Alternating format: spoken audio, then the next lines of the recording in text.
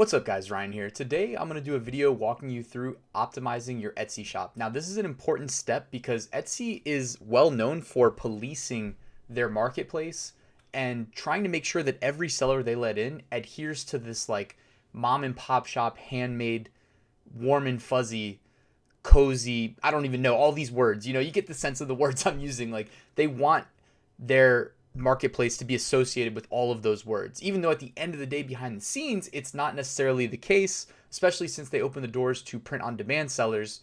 But if you're gonna sell on Etsy, which you should be, you got to play by the rules. So what I'm gonna essentially do in this video is do a very quick walkthrough of how you can create a very nice, cozy looking Etsy shop. And I recommend doing this because I'm pretty sure all the new shops that get opened go to a manual review, and a human either gives it the yes or the no. And I mean, it's like well documented that people get their Etsy shops closed all the time and they don't even have to provide a reason. They'll just ban you for life. I actually had it done to me for literally no reason. I mean, it was a shop that I had opened up like 2 years before I tried to sell print on demand on Etsy. And it was solely because they said that the product I was selling didn't fit the marketplace. And it was nothing crazy. And like I see the most ridiculous things, prosthetic things that go into the adult category on Etsy all the time. And I'm like, why are these here? Get this off my... And you can't even report the listings. Anyways, I'm ranting about Etsy. Let's go on to our shop optimization. So first things first, this is my second account that I use for demonstration purposes. If you guys are wondering how I have two Etsy accounts, by the way, because you do not want to have two unless they allow you to, which I don't think they... Unlike Amazon, where I've heard of them allowing you to have two, I don't think that they allow you to have two Etsy seller accounts on the same IP address. What you'll want to do is look up NordVPN. I'll put a link in the description, but NordVPN is a very affordable, very highly rated VPN, and you can get a dedicated IP through them. It's probably like $6 or $7 a month, I think. It's like nothing. And with a dedicated IP, you can run second accounts for anything, really. I have like a second Etsy account, Amazon account, Redbubble, like across the board. I have a second Amazon merch account, and I just use the dedicated IP. So again, I'll put a link in the description to NordVPN. It is awesome. All right, first things first though. This is, so if you go into your, let's just start from the top. Etsy.com, go into Shop Manager in the top right. This is assuming you've already signed up to sell. And then from here, go to your sales channel, click the pencil next to your shop, and your page might not look like mine. So what I've gone ahead and did is I got some stock images from one of my favorite websites, Vexels.com, Pexels.com. I'll put a link in the description. Every photo you see here is uploaded from the author under the Creative Commons 0 license, which means free to use, no attribution required, and you can use it for commercial purposes, no attribution required. So you're good to go. You're completely fine to use anything on Vexels.com. So what I do is I'm like, okay, what do I want to do for a banner for the header image? Type in like open shop and just pick an image and load it up into Photoshop. You can even see here, you found the image I used as my avatar here as well. So, and then when it comes to your shop owner, I would recommend also optimizing this page. It's not hard to do. Again, same thing. It's just a smiling girl. So come to Vexels, smiling girl, and just choose an avatar. Choose one that looks friendly. A lot of times people use their dogs too. So whatever you like. But just don't skip these things. Nobody knows if it's you or not, so don't skip them. It makes your shop look better when somebody who wants to buy from you finds their way to your public-facing shop page too. It makes you, it increases the likelihood of you getting the sale. So this is the shop on the front end. We were looking at it on the back end. But on the front end too, it looks really nice to have a banner, have the avatar, have the shop owner there, etc. So you want to do these things. Also, I have a blog post that walks you through how to do each one of these. I did actually give you some copy-paste templated content as well. And I showed you how I configured my shop on the blog post. So I'm kind of doing a speed walkthrough, like profile image. Again, you just click edit profile and then you're able to upload here. There's an about section. I would recommend filling that out. All you have to do, I think I gave you some copy pastable content. Boom, there you go. Just copy paste it in, fill out your chosen name for Etsy. Yeah, this is gaming the system a little bit. Do you need to do it this way? No, you can use your own personal info if you want. I didn't have the choice because, again, they banned my first shop because I was listing something that literally could be listed in Walmart. And so it was just absolutely absurd. They banned me for life. So anyways, by the way, you can get around being banned for life. It's not that big of a deal. Just the only thing you cannot do is you can't have a common thread between like your address, your credit card, your name, your social security. But like, for instance, like if I used my social security number as my tax ID for the first account, like I have an LLC registered in the state that I live in, I just use that as the second account tax ID. And yes, can they figure that out if they really go digging deep? Yeah, but they're not doing any, like what I do know that they can match on credit card because they got me on my second attempt. So it was my third attempt that succeeded, if you're wondering, but this video is not about starting a second Etsy account after getting the first one closed for no reason. So, all right, about sections. This is kind of a long one. Coming back to the shop here, so my first attempt at an Etsy shop, what I think got it flagged for manual review if it was not going there automatically was I uploaded videos because Vexels actually does have, I think it's like video.vexels.com. They have videos. And I think I had like uploaded a video or something. And, you know, because it's not hard to find one that might look okay. It might not be relevant, but again, like a lot of times it's just the fact that you did it, like treat it like an Amazon product listing.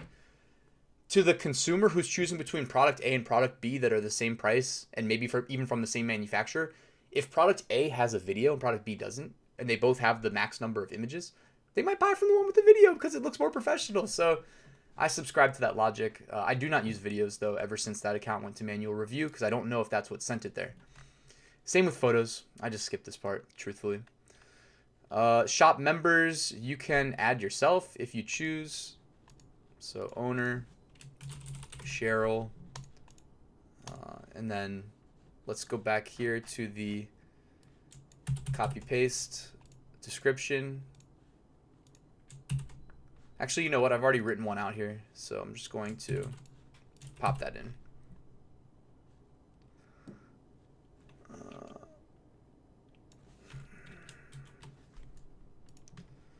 250 character limit. So boom, we got the owner there now.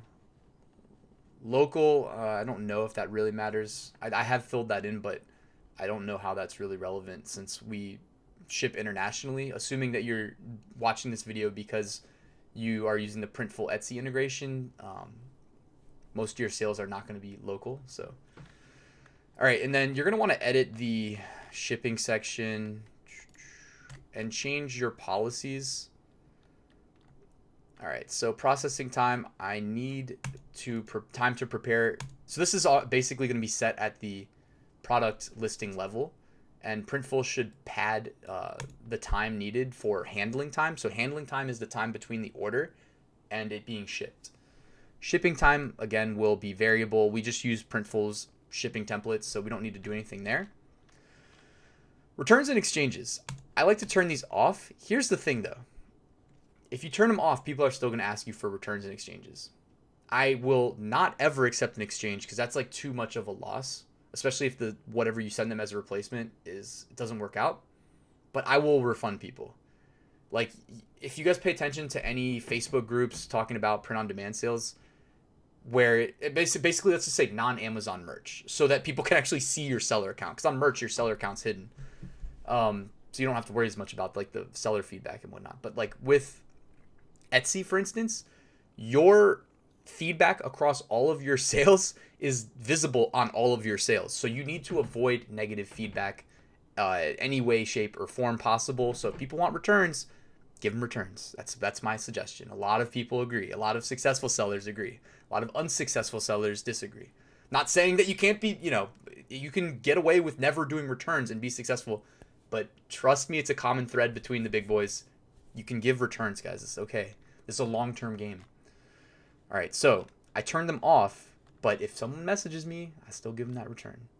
And when I say return, I just refund them, and then I let them keep the product because I'm not going to pay the return shipping. There's no point. All right, and then selling on Europe, if you do this, I think you have to provide a VAT ID as well. No, you don't.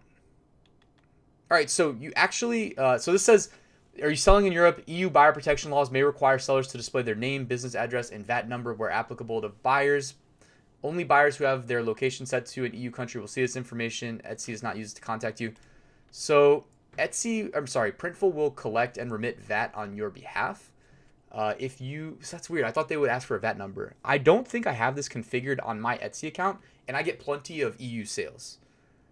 I also have a personal VAT number though. But my whole thing was that like I have to pay a service to remit VAT for me because the HMRC website sucks.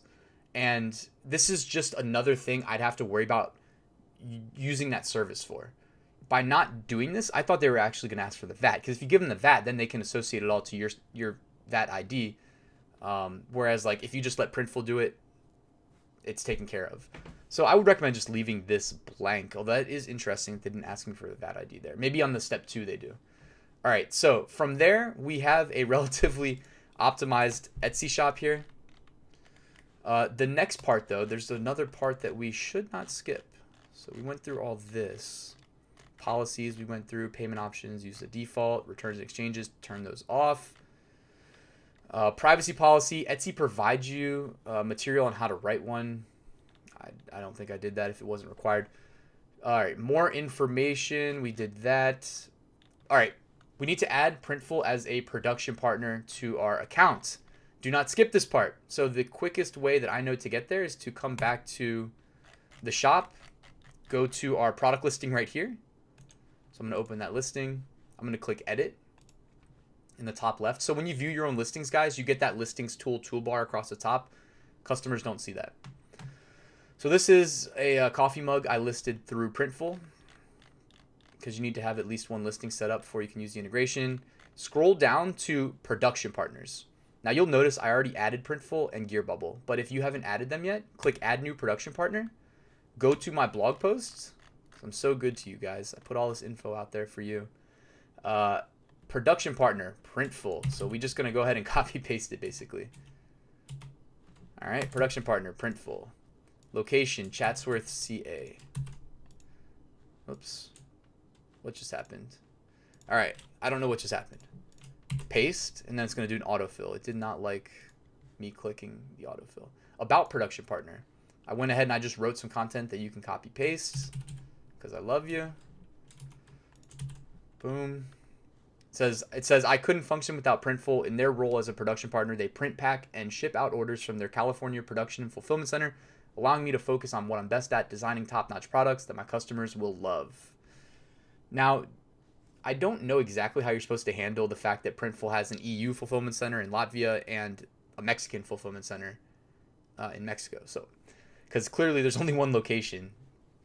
So I just kept it at California and mentioned California, but some orders could theoretically be sent out from Mexico. You actually have control over what fulfillment centers are used on your orders within Printful. If that's something that's important to you and you only want to use American facilities, you can do that. Separate video though. All right, about your partnership. So you're going to say, I don't have the technical ability or equipment to make it entirely by myself. I design everything myself and they do everything for me. All right, and then once you have it set up like this, guys, go ahead and click Save Partner, and you'll have Printful added as your production partner. So I already have it associated with my account. And then every time you create a product listing, guys, this will not be checked by default. You need to come in and check the production partner checkbox for Printful. Again, don't roll the dice with Etsy. They are known to be stricter than pretty much any other marketplace with like just outright banning you for... It's not like Amazon merch where you upload someone else's infringing trademarked work and you get banned. It's not like that. They'll just ban you because you didn't check the checkbox for your production partner. You know, I had a friend who opened his Etsy account, literally got banned within the first 2 days for no reason at all whatsoever. Again, he had to message them asking, hey, why did I get banned? Is this a mistake? And then they reinstated his account. Again, no reason. They banned him, unbanned him, no reason. So just don't roll the dice with Etsy. I think that's everything I wanted to cover. Oh yeah, I also gave you some information in case you want to add Gear Bubble as a production partner as well. Got that right there. And then it looks like I also included a little blurb about getting banned from Etsy on this article, but that's outside the scope of what I wanted to cover in this video, guys. So thank you for watching this video. If you liked it, please hit that like button. Please consider subscribing. If you have any questions, comments, or feedback, hit me up below. And check out the free Dropshipped print-on-demand mini course. I walk you through how to start your Etsy Printful integration and get selling, and even how to set up your advertising campaigns on Etsy and run them optimally and get those first sales rolling. So thanks, guys, for watching this video. I'll see you at the next one.